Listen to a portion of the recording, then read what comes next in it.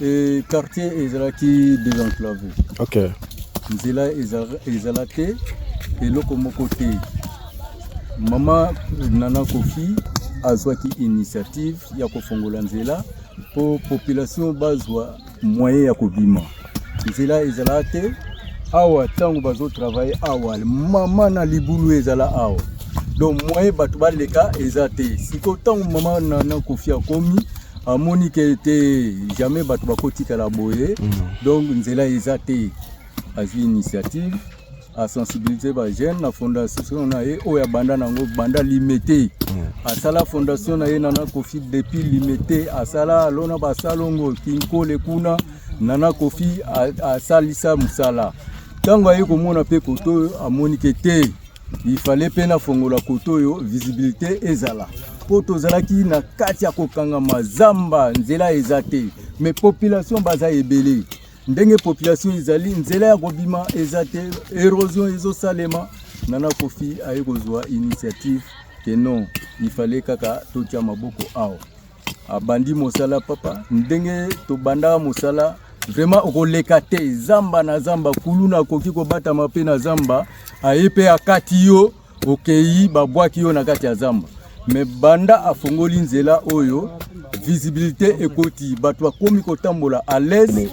La route ici, c'est la route principale qui mène vers Congelos. Je pense que vous allez voir les images. Congelos c'est en face là-bas. Alors que c'est vraiment dégradé. C'est pourquoi la fondation Mama Kofi nous a aidés. Alors que nous manquons encore des moyens. Si on pouvait nous donner même les tracteurs pour venir killer les endroits où les hommes ne peuvent pas faire entre leurs mains, et que les tracteurs peuvent nous aider jusqu'à franchir la rivière qui est en bas là-bas. Là, nous serons vraiment d'accord. Nous demandons au gouverneur de la ville de nous donner des bêches. Papa Daniel Bumba, si vous pouvez nous donner des bêches, des brouettes, des matériaux pour utiliser, pour arranger cette route. Vraiment, ça c'est... Fondation Nana Kofi. Fondation Nana Kofi nde apesi biso pe baboko na ndenge toza kosala tala ndenge ba erosion ezali kuna nyonso ezali bato mais bantu bazali enclavé moya ya kosala ezali te yango bomona kili kuna likolo tosali mais tozali kokende tosuki moya na biso esuki soki bino bakozi bokoki kotindela biso moya ata tracteur ya pamba ya kofungolela biso tokomisa ezali kaka nzela oyo moko te. Venez dans notre localité. Vous êtes notre gouverneur. Les enfants ne vous ont jamais vu. Mais on veut vous voir, vous les gouverneurs. Venez chez nous, on va vous accueillir. Ça sera une joie. Vous êtes là-bas parce que nous avions voulu que vous soyez là-bas. Venez.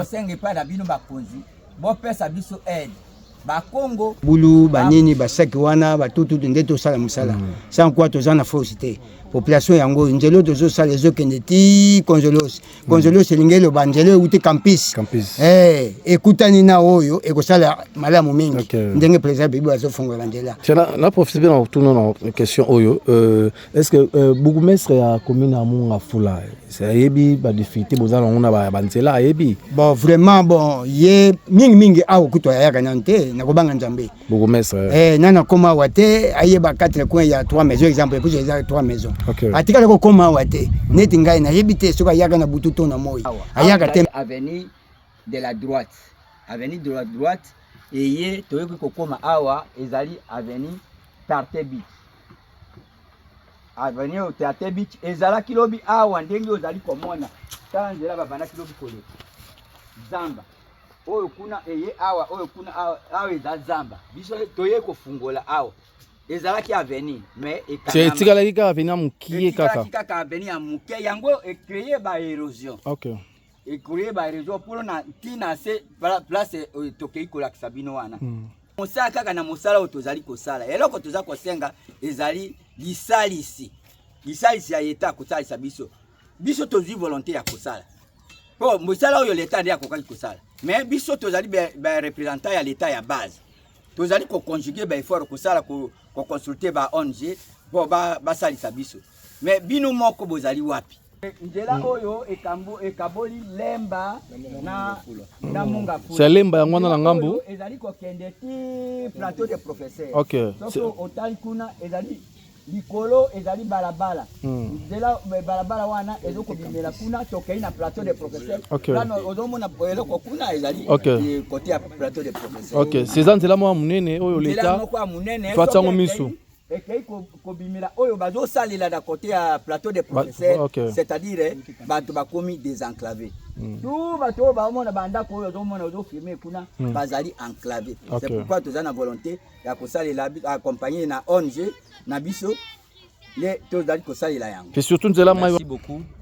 Awa toza na avenue Joliba, l'avenue qui mène vers Congelos. De la source, pardon. Alors que c'est vraiment délabré, tel que vous voyez les images. C'est vraiment délabré. Regardez les mamans qui montent pas à pas. Ils n'ont pas de la force pour monter. Si vous regardez, vraiment, c'est désolant. C'est vraiment horrible. Il y a des maisons en bas, il y a des maisons à côté, mais c'est vraiment délabré. Donc, les véhicules ne peuvent plus descendre là-bas. Mais auparavant, les véhicules descendaient jusque là-bas. Bonjour papa. Bonjour. Batota layo partout dans le monde, balinga ba komonani. Komonanga Papa Odon. Papa Odon, tozana commune nini? Tozana commune ya Mongafula. Quartier puis avenue. Tozana quartier Kimwenza, quartier Kimbuta. Localité 3 maisons. Localité 3 maisons, tout ça. Tout le monde a essayé de faire ça là, expliquer biso misala ngi bandari comment? Pourquoi bazo ça misala a? Et quartier ezalaki désenclavé. OK. Nzela ezalate eloko moko te. Mama Nana Kofi azwaki initiative ya kofongola nzela po population bazwa moyen ya kobima. Nzela ezalate awa tango bazo travailler awa mama na libulu ezala awa. Donc moyen bato baleka ezate. Siko tango mama Nana Kofi akomi amoni ke te jamais bato bakotika la boye. Donc nzela ezate azwi initiative à sensibiliser ba jeune na fondation na ye oya banda nango banda limité asala fondation na ye Nana Kofi depuis limité asala lona basalongo kinkole kuna Nana Kofi asalisa musala tango aye komona pe koto amoni ke te il fallait pena fongola koto yo visibilité ezala poto zalaki na kati ya kokanga mazamba nzela ezate mais population baza ebele ndenge population ezali nzela ya kobima ezate érosion ezosalema Nana Kofi aye kozwa initiative que non il fallait kaka totia maboko awa abandi mosala papa ndenge to banda mosala vraiment okoleka te zamba na zamba kuluna koki kobata mape na zamba aye pe akati yo okei babwaki yo na kati ya zamba mais banda afongoli nzela oyo visibilité ekoti bato bakomi kotambola à l'aise bamoto ekomi koleka nyonso wana eza kaka fondation Nana Kofi mais loboko mokuse tozosenga soki bino bakonzi bokotia biso ba maboko botie mama Nana Kofi mo maboko po a continuer na idée oyo aza nango ba quartier eza vraiment ya kobeba na 3 maisons awa banzela eza te mais azo continuer kaka ko travailler ba veni nyonso akokota po asilisa musala na ye ndenge sengeli mais azana moyen te soki beaucoup l'état koki kotia ye maboko po apesa ye ba matériel oyo ezozanga ba machette ba coupe ba brouette po a continuer kokunda a lutter contre ba érosion oyo ndenge mokonza mboka lobi kin ezobonga eza teke kaka pona Prince Pamba eza teke pona ba commune oyo eyebana kombo 3 maisons quartier Kimbuta eyebana pe kombo yango Nana Kofi akwei na mabele ya 3 maisons na quartier Kimbuta azo salsa salon azo salsa idée na ye donc fondation na ye ekoti na kati ya 3 maisons oyo ezala na limité et outil limité ekoti siko na kati ya mabele ya 3 maisons. Merci. Bonjour papa. Bonjour papa. On se présenter partout dans le monde. Ngai nazali chef de localité Bombambo na quartier Kimbuta na commune ya Mongafula. Ngai komona ngai Charles Botoko. De yazali awa. Tozali kosala mosala oyo biso na fondation. Na ONG wana esalisi biso. Po tosala awa. Awa ezali avenue de la droite. Avenue de la droite eye toyeki kokoma awa ezali avenue Tarte Beach.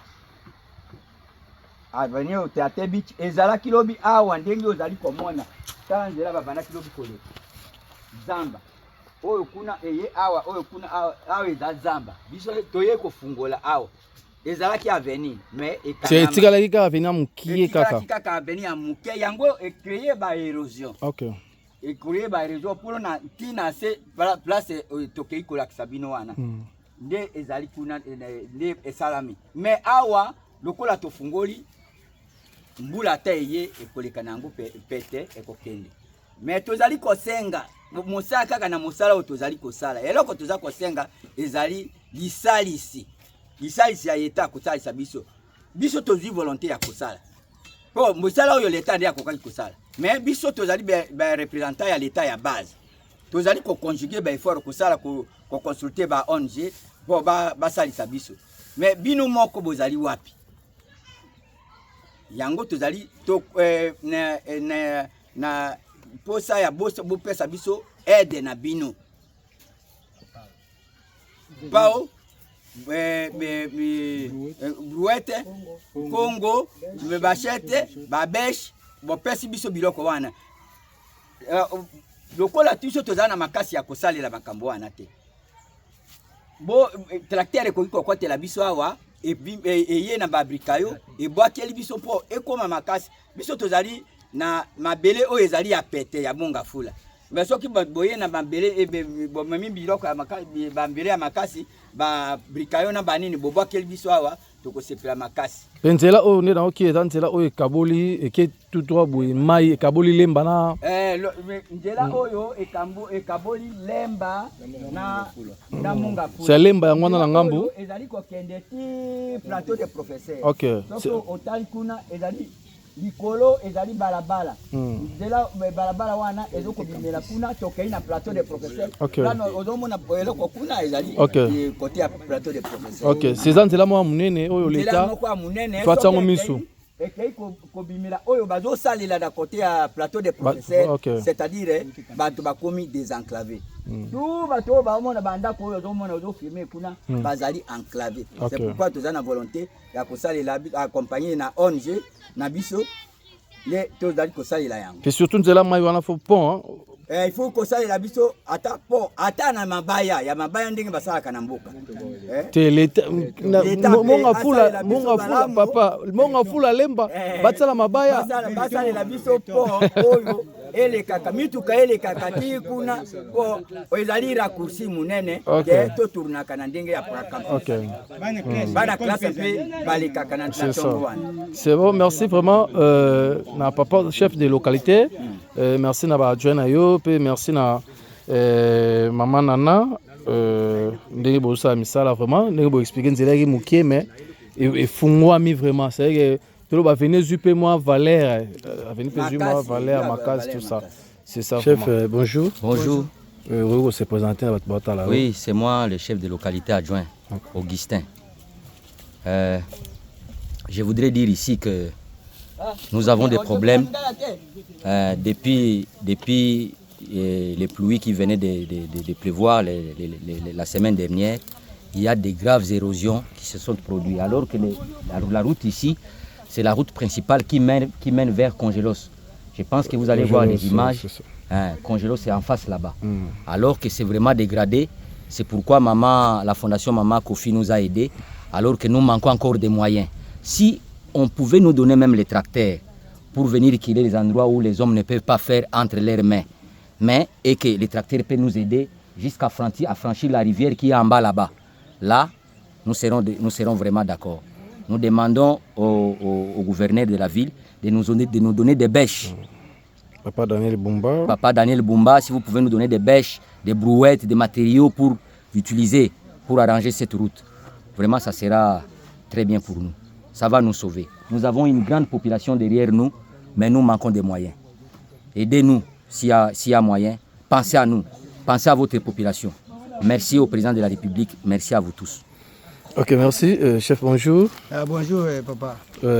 Parce que vous s'est présenté. Parce que ngai nazali chef de lit wana nde bakonzi na biso ya quartier.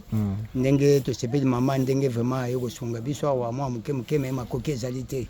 Tozosenga mingi bakonzi ya mboka botia biso maboko. Et surtout bakongo bapau babrouette tout ça ba part bokotala soki ba secteur soki koyesima babiloko na bo soutenir biso totia mabulu banini basaki wana batutu nde tosala musala sans quoi toza na force te population yango nzelo tozosala ezokende ti congelos elingi eloba nzelo euti campus ekutani na oyo ekosala malamu mingi ndenge président bibi azofongola nzela na profite mpe na tuna na question oyo est ce que bourgmestre ya commune ya Monga Fula ayebi badifficulté bozala nango na banzela ayebi bon vraiment bon ye mingi awa kutu ayaka nano te nakobanga nzambe bourgmestre nana koma awa te ayeba 4 coin ya 3 maisons exemple ekuza eza 3 maisons atikala kokoma awa te neti ngai nayebi te soki ayaka na butu to na moi ayaka te me mama vraiment asali mwa eloko oyo po ete amona biso ke po pamba te population ezali awa ye totikala komona ata mokolo moko te soki ayaki na kifumi soki ayaki na margani soki na mtiope atikala kokoma awa te bino bosala ata démarche moko te ya kolanda ye na biro na ye nakobanga nzambe barapport bayokaka bereseau eza partout Monga Fula mobimba vraiment ya mingi ya koloba eza te c'est ça. Après biso Daniel Bumba, gouverneur numéro 1 à ville à Kinshasa, alobaki kinezobonga.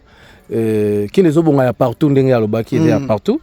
Message papa Daniel Bumba do tala. Papa Daniel Bumba, gouverneur de la ville asunga biso ndeto zolelawa. Population ezakaka na ville te, ezakaka na Gombe te, ezakaka na Wapi te, Mbinza te, do partout. Population toza ebele. Kasi biso bapesa biso mu Congo. Lelo ndeto zolamuka vraiment ke basunga biso atinde biso pena bensilima ya makasi. Pour esengeli nzela efongama partout ndenge ba quartier nyonso ezofongama. OK, merci. Merci mingi.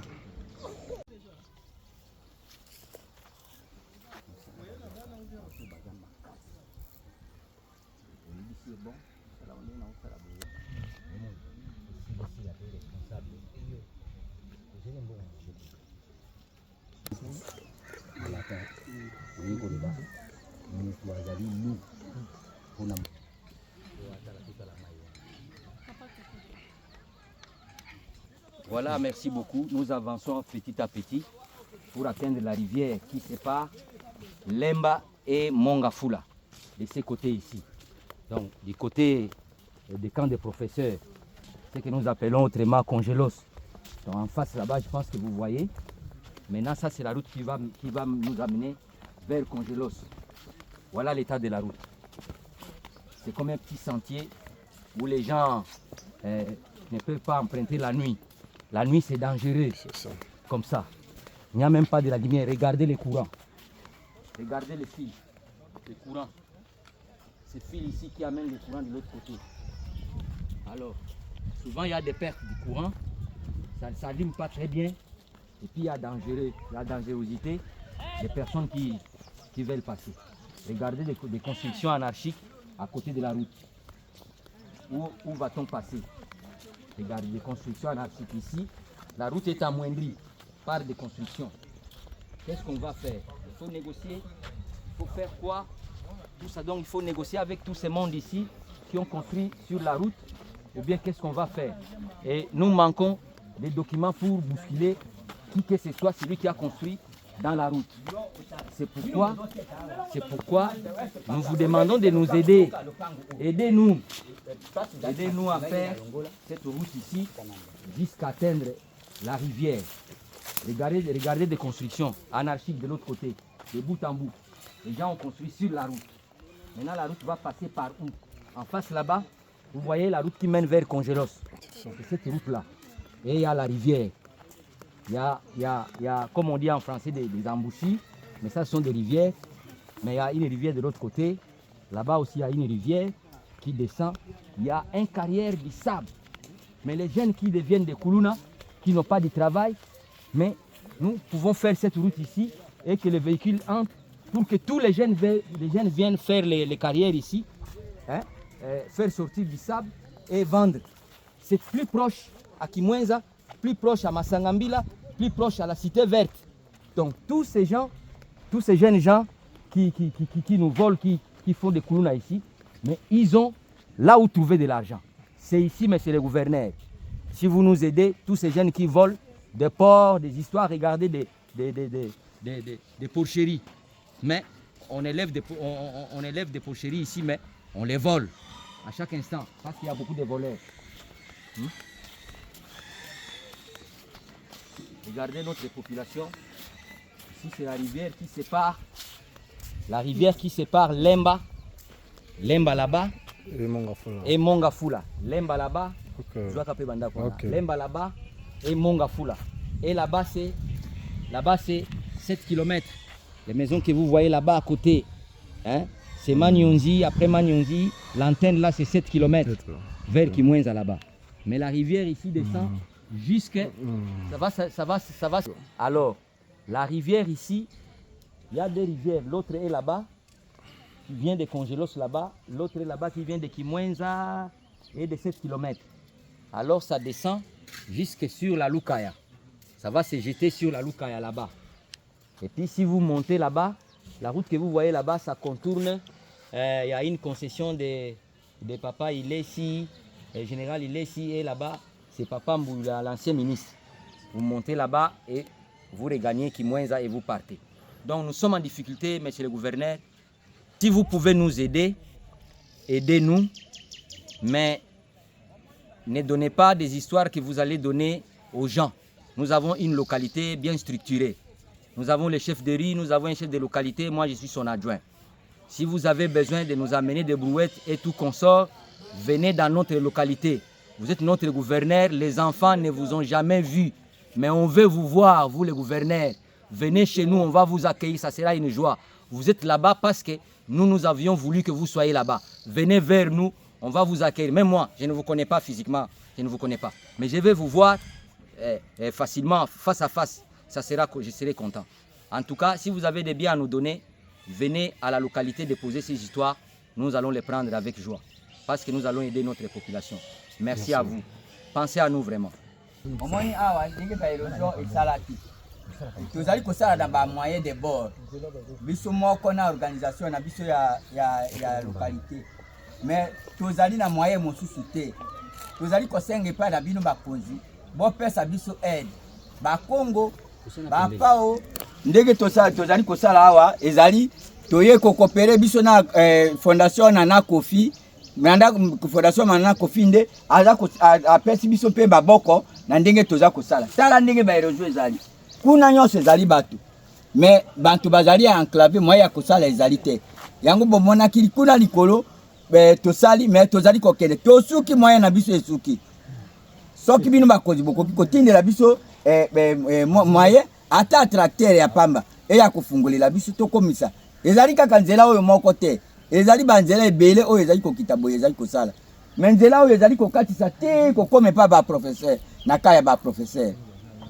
Bon, est-ce que bino ba koteleme kosalisa biso te po to sisa mosala oyo tosuki tozali lisusu na moya ya kosala te. Soki fondation Nana Kofi ba ya kopesa biso maboko awa te nde tokomi ata niveau oyo tokomi te.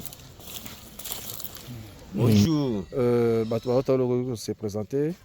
Bon, ngai nde nazali koko ya mboka, koko twadi, naza na suka awa na mai, kasi nasengi na yo papa gouverneur oyo kakolela na biso po tozo souffrir awa mai ezotungisa biso. Yango wana oyo ede biso po tota pont et traverser Mongafula na Lemba po esunga na bana classe. C'est kuna ngambo eza Lemba. Ngambo wana Lemba biso a Mongafula. C'est mai nde mutu. Mai ekaboli biso a. Lemba na Mongafula ok. Ko talande ti mai elongwe na nzela nango ekoti susu na nzela mosusu. Yango wana tozosenga mwa lisungi po tosala mwa misala, mwa ba brouette, mwa basaki, ba pau, ba biloko oyo ko kosalisa biso musala po tobongisa awa. Mais en tout cas osunga biso nde na likambo ya pont. Ponde yango tozo lela population tozo traverser bien te tokotaka toujours na mai chaque jour tongo midi pokwa ezala mbule beti ezala beti te to traversera na mai c'est lingo ke Lemba fokata na mai Lemba swanga ya Mongafula fokata pe mai c'est ça yango wana to sengi surtout na bana classe tout ça ezala bien te surtout mbula so ebeti ekopesa bana classe donc pasi pena ezopesa biso awa yango tosengi pena papa gouverneur sunga biso na oyo biso tosengi tala population tozolela donc moyen eza te yango na ngai nasengi na yo pena sunga biso. Ok, merci. Donc bato to baza kuna bandako ekei bayokolela déjà retard tala na érosion etika awa to matina likolo ko to bomi. Aidez-nous, chers compatriotes, aidez-nous à trouver des solutions pour nos populations. La population souffre. Il y a encore une maman qui, la maison s'est écroulée, les murs sont tombés. Donc, on n'a pas de moyens pour lui construire une maison. Si vous pouvez nous aider, ça sera très bien. Vraiment, nous implorons les beaux dieux qu'il écoute nos prières, que vous écoutez nos prières et que vous puissiez nous envoyer ne fût-ce que des brouettes, des machettes, des houes, des bêches et toute autre chose pour nous aider à travailler. Et s'il y a aussi un tracteur qui pouvait remblayer cette route ici, nous serons les bienheureux. Merci à vous. Vraiment, pensez à nous. Nous vous en supplions, pensez à nous. Merci beaucoup. Bonjour papa. Bonjour. On s'est présenté na batba layo. Na se présenté na batba nazali chebuderi na veni fataki na se peli mingi ndenge mama aye kusalesa misala oyo tozali na esengo munene et puis tozali pe na chef du quartier na biso nyonso na bana oyo tozosala mosala wa tozali na esengo munene. Papa Olobi oza chef deri nzela oyo ezalaki nde nini avec koma boye? Nzela oyo ezalaki liboso efungwamaki nano lokola ekomi boye te ntango mama aye kofungola yango tosepeli na yango makasi.